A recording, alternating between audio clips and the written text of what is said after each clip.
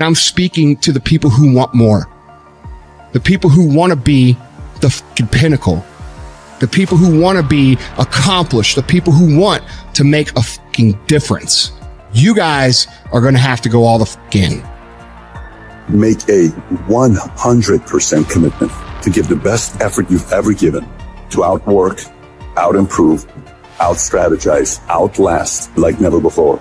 One of the best quotes that I've ever read about it is that if you have real true freedom, you're never going to have equality of outcome, because with real true freedom, you have the freedom to not engage. Well, look, if you look at a guy like Jeff Bezos, for instance, that Amazon guy is worth more money than anybody ever, right? That guy works all day. Yeah. I mean, he's a maniac. Oh, yeah. He's acquiring all these different companies, and everything he's doing is designed to succeed. Yeah. I mean, he's just Well, that's what Gates just said, yes. too, in a recent interview. And I know some guys that are, they're in approximately the same universe as those two, and they just work all the time. That's all all they do. the time. Yeah. And they don't just work. They work so efficiently and so effectively and make use of every second in ways you can't even imagine unless you're in that sort of position. So, and doing that doesn't mean that you will succeed, but not doing it certainly means that you will fail. Not doing it certainly means you will never achieve that level of success. Obsession is wanting something so bad that I go to bed with, I wake up to it, I make whatever sacrifice, I grind, I can't live without it. You gonna get anything, you will have to pay the price. There is a price tag to greatness. You will have to work for every single thing you get. And you gotta work every single day. You gotta wake up every day and work. We do not retreat. We do not give up. We do not surrender. And the reason why most of you are not successful is because every single time stuff not going your way, you give up, you quit, you let go, and people feel weakness. They feel it. You can feel when somebody's not committed, when they're not all in, when they're not dedicated. And there's another level you get to when you go all in. Look at your belief system every single day and stick with it. Don't rush the process. Trust the process. Don't rush the process. Trust the process. Don't rush the process. Trust the process. People who do stuff consistently and on time, they surpass people who talented and gifted. You should never be satisfied with what you got. You should double your business. Triple it. If you accomplish something good with hard work, the labor passes quickly, but the good endures. If you do something shameful in pursuit of pleasure, the pleasure passes quickly, but the shame endures. So as you begin to look toward making this your decade, as you begin to look toward making your life different, as you begin to look at yourself, you've got to redefine yourself. Who are you right now? And who must you become in order to create what you want? What has to change about you? What is it that you're doing right now that would be a liability for you? As you begin to look toward the future and take inventory of yourself, what is it about you right now that you've got to leave this behind because this no longer fits? Looking at where you want to go and the kind of person that you must become, the kind of standards that you have for you. What is it that you must do differently?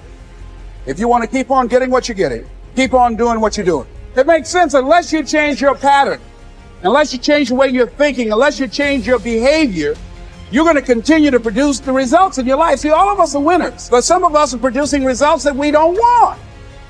And so all you have to do is look at your game plan, look at your strategy. How is it that you have been being? What is it that you've been doing to produce this?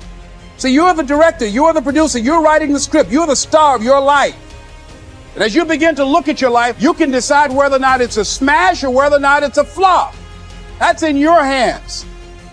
Look at your life, look at where you want to go. Don't worry about your circumstances. Don't worry about your age. I have a friend who's up in age, over 70, and she wanted to build a multi-million-dollar complex. Her name is Dr. Johnny Coleman. Lenders and bankers say, you can't do that, you're too old. She ignored them. That building now stands, ladies and gentlemen, a multi-million-dollar structure. But there are a lot of people who would have listened to that. There are a lot of people that would not have even gotten to that point. They would have talked themselves out of even going down to the bank to ask for it, because they've already said no to themselves. See, it's time now. If you want to make this your decade, you've got to start saying yes to your life. You've got to start saying yes to your dreams, yes to your unfolding future, yes to your potential, as opposed to saying no. See, 87% of our self-talk is negative. So you've got to make a conscious, deliberate, determined effort to say yes to your dreams. Why not? Why not me? Don't spend time like most people going through life complaining. Don't try and get on talk shows and tell everybody how life has done you wrong. Here's what's happening in the audience. 80% don't care. And 50% glad it's you. All right? So when you know that, you'll go around, oh, you know what they did to me? Who cares?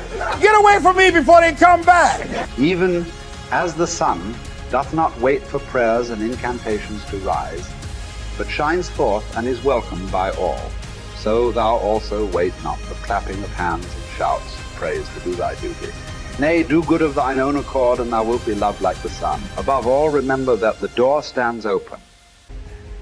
Be not more fearful than children, but as they, when they weary of the game, cry, I will play no more. Even so, when thou art in the like case, cry, I will play no more, and depart. But if thou stayest, make no lamentation. If you choose, you are free. If you choose, you need blame no man, accuse no man. All things will be at once according to your mind and according to the mind of God.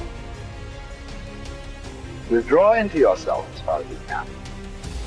Associate with those who will make a better man of you. Welcome those whom you yourself can improve. The process is mutual. When men learn while they teach, limiting one's desires actually helps to cure one of fear. Cease to hope, and you will cease to fear. Widely different as fear and hoping are, the two of them march in unison like a prisoner and the escort he is handcuffed to. Fear keeps pace with hope.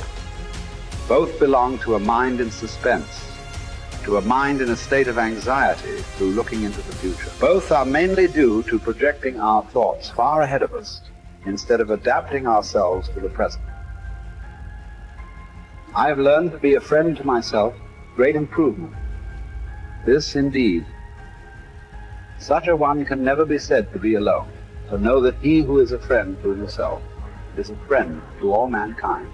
Wild animals run from the dangers they actually see, and once they have escaped them, worry no more. We, however, are tormented alike by what is past and what is to come. A number of our blessings do us harm. The memory brings back the agony of fear, while foresight brings it on prematurely.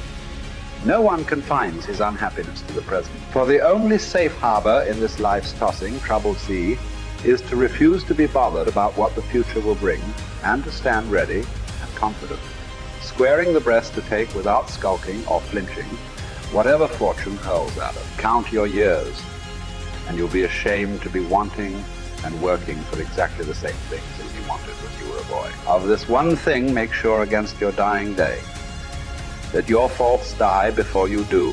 Have done with those unsettled pleasures which cost one dear. They do one harm after they're past and gone, not merely when they're in prospect. Even when they're over, pleasures of a depraved nature are apt to carry feelings of dissatisfaction, in the same way as a criminal's anxiety doesn't end with the commission of the crime, even if it's undetected at the time. Such pleasures are insubstantial and unreliable. Even if they don't do one any harm, they're fleeting in character. Look around for some enduring good instead. And nothing answers this description except what the spirit discovers for itself within itself. A good character is the only guarantee of everlasting, carefree happiness. Even if some obstacle to this comes on the scene, its appearance is only to be compared to that of clouds which drift in front of the sun without ever defeating its light.